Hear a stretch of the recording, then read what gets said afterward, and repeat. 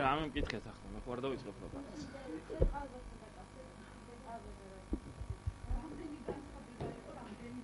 ას 60-დან. როგორც იცით 175 ადამიანზე გავრცელდა პირველი შეწყალება პრეზიდენტ მარგველაშვილის. აქედან ნაწილი არის ნასამართლეობის მოხსნა, ნაწილი არის სრულად გათავისუფლება და ნაწილს შეეხო საშელის განახევრება. ყველას ულოცავ, მე რამდენად ვიცი, ღამე აღსრულდა ეს გადაწყვეტილება და ღამე უკვე მშავრდებულები, ვინც გათავისუფლდნენ საშელისგან და გათავისუფლდნენ საპატიმროებიდან უკვე სახლებში იმყოფებოდნენ წუხელ უკვე. ყველას ულოცავ და უსურვებ, რომ აღარასოდეს მოხდნენ საშელთა აღსრულების დაწესებულებაში, ვინაიდან ერთია რომ თავად პატიმრობა ცუდია, მაგრამ მეორეა უფრო არსებითი, რომ შეწყალებულები თუ კიდევ მოხდებიან საპატიმროებში, მათ ძალიან დაბალი შანსები ექნებათ იმის, რომ კიდევ ერთხელ მოხდნენ შეწყალებულთა სიაში. ძალიან დაბალი ექნებათ შანსი. რაც შეეხება სხვებს, ვისაც უარი უთხარით, 160 საქმე განვიხილეთ და დაკმაყოფილდა 75. ვისაც უარი უთხარით, ეს იმას არ ნიშნავს, რომ ქვეყანა ამით დაიქცევა, მათ ისევ ექნებათ 3 თვეში განცხადების შემოტანის უფლება და მათ საქმეებს ხელახლა განვიხილოთ, როგორც კი შემოტანილი იქნება საქმეები. რაც შეეხება შეწყალებას, ახლა ჩვენთვის ყველაზე მნიშვნელოვანი იყო, რომ პირველი ეტაპის შეწყალება ჩაგვეტარებინა და ჩავატარეთ ძველი დებულებით, ძველი კრიტერიუმებით, რომლებიც არ არის ჰუმანური კრიტერიუმები და არ არის ადამიანური და ისინი დახვეწას მოითხოვენ და ჩვენ მე პირადად როდესაც აქ დავინიშნე პირველივე დღეს თქვი რომ ვეცდებოდი რომ მთელი ეს პროცესი გამხდარიყო გასაგები და ძალიან ადამიანური. ჩვენ გუშინ მქონდა სამუშაო შეხვედრა კომისიის წევრებს და იყო ძალიან კარგი და ძალიან ნაყოფიერი შეხვედრა და ჩვენ უახლოეს დღეებში პრეზიდენტის ადმინისტრაციას გადაუგზავნით დებულების და კრიტერიუმების გაადამიანურების პროექტს. ჯერ მხოლოდ ჩვენი შავი სამუშაო ვერსია გვაქვს, ჯერ კიდევ მუშაობ და რამდენიმე დღე დაგვჭირდება რომ დავხვეწოთ ეს ვერსია და შემდეგ უკვე გადაუგზავნით განსახილველად და დასამტკიცებლად პრეზიდენტის ადმინისტრაციას, თუ კი პრეზიდენტი დაამტკიცებს.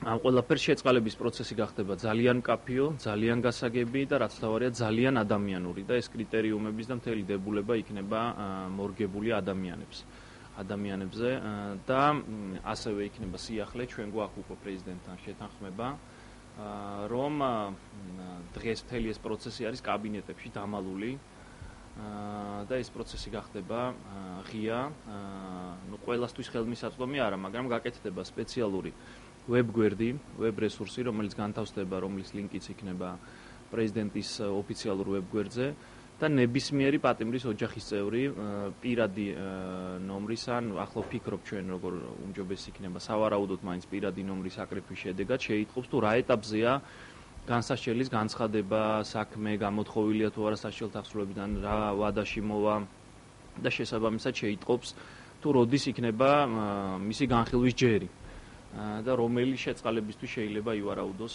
რომ იქნება.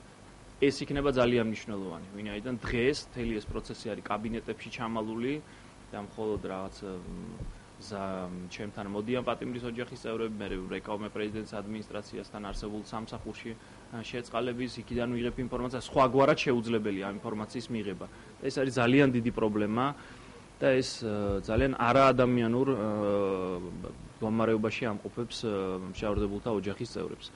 და ძირითადად ჩემ ხარჯზე ხდება ეს ყველაფერი, იმიტომ რომ უამრავ ადამიანს ვიღებ, კვირაში 3 მიღების დღე მაქვს, 6-6 საათი მაქვს მიღების დღე, ორ შაბათს, ამ შაბათს პარასკევს ამ ადამიანებს ხვდები, შემდეგ ურეკავ აპარატში ვარკვევ, ნაწილს პირდები რომ შემდეგ გავარკვევ, იმიტომ რომ ყველას ერთბაშად გარკვევა შეუძლია და მთელი დღე ახლა რომ მოდიო ტელეფონი დამიჯდა გზაში იმდენს ვრეკავდი. ასეთი რამ არადროს მომხდა დღეში 3 ჯერ ვტენი ამ ტელეფონს და ეს არის შეუძლებელი. ხო, ვიღაცას პასუხობ, ვიღაცას ვერ ვპასუხობ.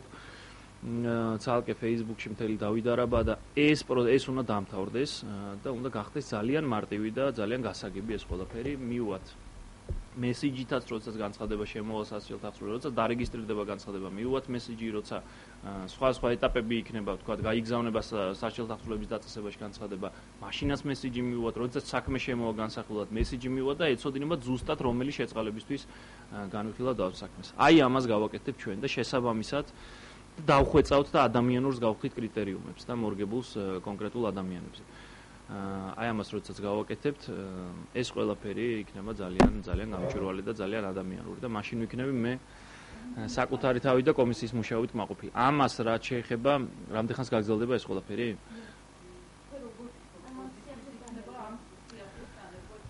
დიდი დრო ამას არ დასჭირდება, ანუ ჩემი ვარაუდით მაქსიმუმ ალბათ 2 თვე. 2 თვე მე მომიწევს გაძლება და კომისიის წევრებს და შეწყალების აპარატის თანამშრომლებს. პროგრამის მომზადებას დრო ჭირდება, ეხლა რაღაც IT სპეციალისტები უნდა დასხდნენ და ეს პროგრამა საგანგებოდ შექმნან.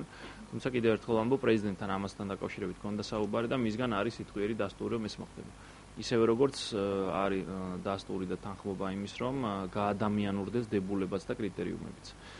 და მისადაგებული იყოს წინა 9 წლის სამართლის არარსებობასთან. ეს ძალიან მნიშვნელოვანი რამ არის.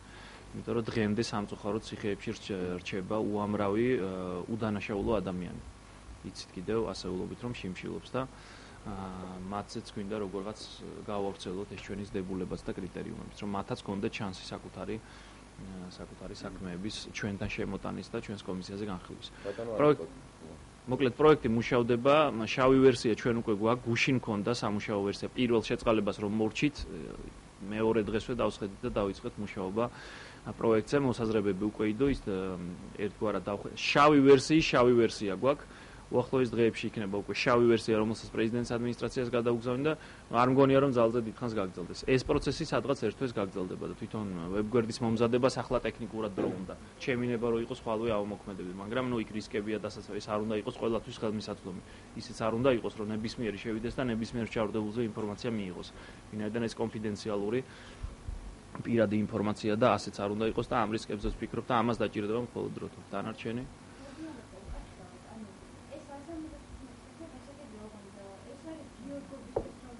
რომელი 75 საქმე?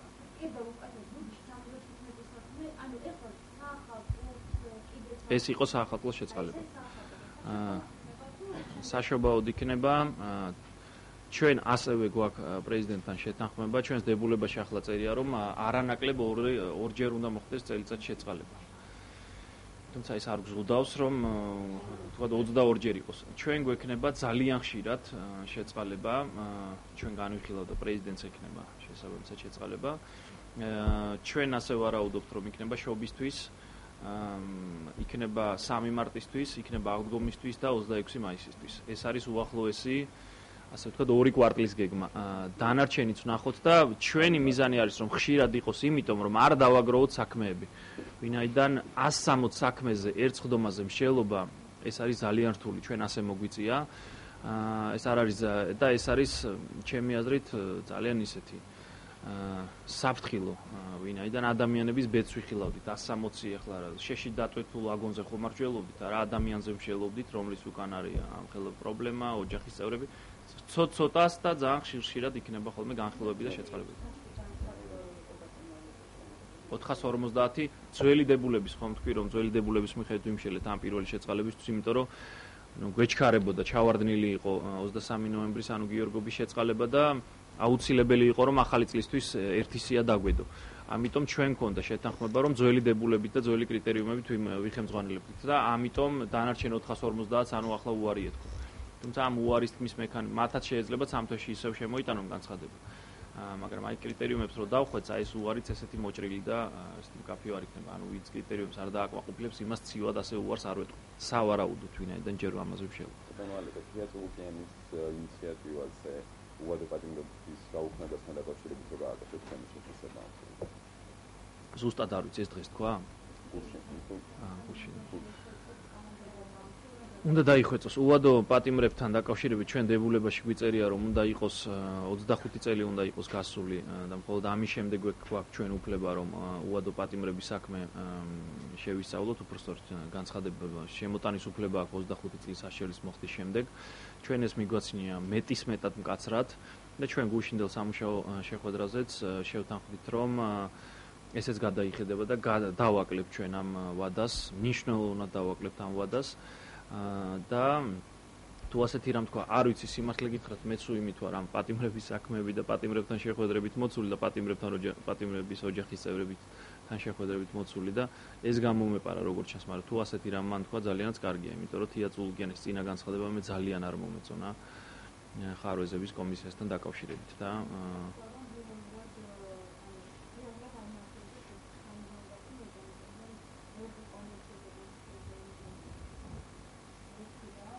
ხო, მეც ვეთანხმები რომ უვადო თან მინდა გითხრათ რომ მე რამდენიმე საქმე წავიკითხე უვადო პატიმრების და ძალიან ბევრი კითხვის ნიშანია. იქ არის ძალიან ბევრი კითხვის ნიშანი და მათი საქმეების გადახედვა ამ ხარვეზების კომისია რომ შექმნილი იყო არ იქნებოდა ურიგო და ჩვენ ახლა ვფიქრობთ როგორ რანაირად ჩვენი კომპეტენციის და უფლებამოსილების ფარგლებში როგორ და რანაირად შეგვიძლია ამ ადამიანებს გადავხედოთ, იმიტომ რომ რჩება შთაბეჭდილება რომ ზოგი უვადო პატიმარი ხშირ შემთხვევაში არაფერ შუაში არ არის. ასეთი შთაბეჭდილებაც რჩება, თუმცა ახლა მე არა ვარ მოსამართლე რომ მოჭრილად თქვა, მაგრამ ჩვენ იმაზე ვჭელობთ, რომ ისე დავხვეწოთ კრიტერიუმები, რომ უვადო პატიმართა საქმეების განხილვის უფლებამოსილებაც მივიღოთ.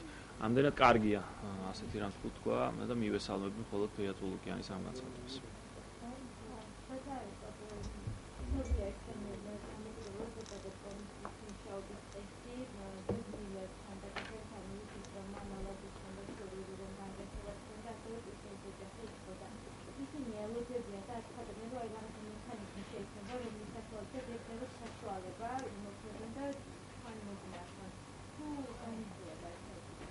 კი, განიხილება. არა მხოლოდ ნუ ახლა კვიციანს და მამალაძეს ყველა იცნობს და ბევრი ისეთია, რომელსაც არავინ არ იცნობს. და ზოგი ისეთი კურიოზული შემთხვევა ახლა არ მაქვს უფლება მოგიყვეთ, მაგრამ რამდენიმე არის ძალიან კურიოზული შემთხვევა. ადამიანი იძებნება მუხლით, რომელიც აღარ არსებობს. არის ასეთი რამ, ჩვენთან გაუქმდა ის მუხლი, მაგრამ ის მაინც ძებნილია რაღაცა იურიდიულ კაზუსთანაც გვაქვს საქმე.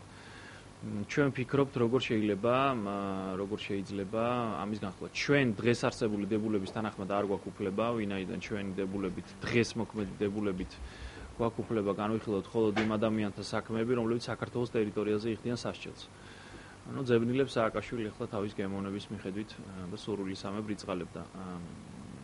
თუმცა ჩვენ ამაზე ვშელოთ, პრეზიდენტთანაც იყო ამასთან დაკავშირებით საუბარი და ანუ ეს სიტყვიერი შეთანხმება გვაქვს, რომ რაღაცა მექანიზმი უნდა მოვიფიქროთ, რომ ამ ადამიანების საქმეების განხილვა შესაძლოა მოხდეს ჩვენთან. ამაზე ვშელობ, წინასწარ ახლა ვერაფერს დამატებით ვერ გეტყვით, თუმცა იმდენი ადამიანია, რომელსაც უნდა რომ აღარ იყოს ზებნილი და იმდენი განცხადებაა შემოსული, ოღონდ ზუსტი ადრესატი არ ყავს ვინაიდან კომისიას უფლებამოსილება არ აქვს რომ გაატაროს. პრეზიდენტს სურს რომ რაღაცა პროცედურა იყოს შემუშავებული და ამაზე ვშელობთ. აი ახლა ვარ ზუსტად სამუშაო პროცესში. არაფრის